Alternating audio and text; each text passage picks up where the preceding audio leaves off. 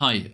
One of the best ways to learn flows, if not the best way to learn, is hands-on, is practice.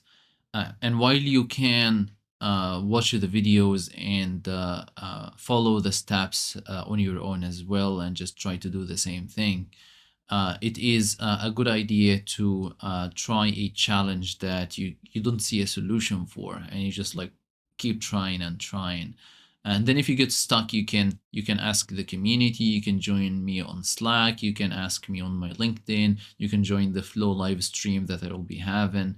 You can leave a comment, you can just like talk to me or anyone else trying to find a solution, doing research, all of that helps you build a stronger foundation, a better understanding of the Salesforce flows.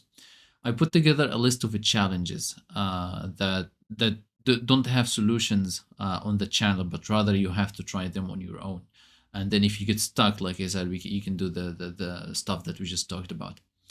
The list of challenges, I put them together in this Canva document, and I'll be sharing this document with you. Most likely, I'll put the link. I'll put this video in the playlist, probably the second one. I feel like I'm gonna put it the second one here, and then the link to this document as well. You will find it once you go through the course, and then once you reach the Salesforce flow use cases. So every use case starts with the same phrase: Salesforce flow use case, use case, use case. Once you reach those use cases, then I already put the link to this document and all of them down here, so that you can reference it. So I'm gonna upload the video here, second one here, and then I'm gonna put the link in the description as well, and then you can find the link down here. Now let's go through that document. For every one of those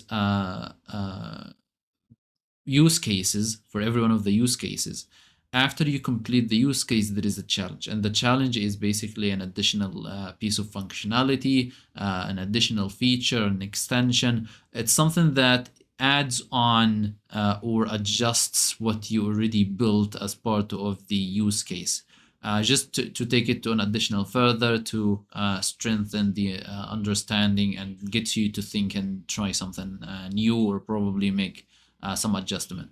And this is the same thing. I already added the videos in here, so that if you want to watch the videos in here, the use cases, and then look at the challenge right away, you can do that. So we've got the first challenge, the second challenge, and so on. Pretty much the same thing all over the place. For a volunteer application, there is some pre-built configuration if you want to look at that before you watch the video.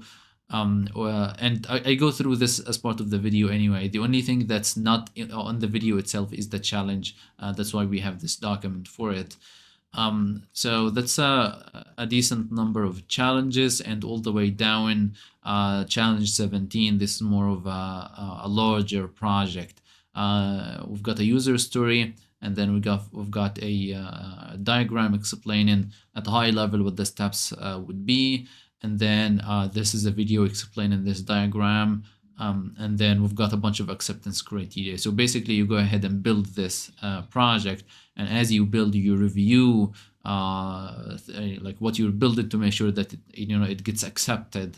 So we've got a bunch of acceptance criteria to make sure that this is all working just fine.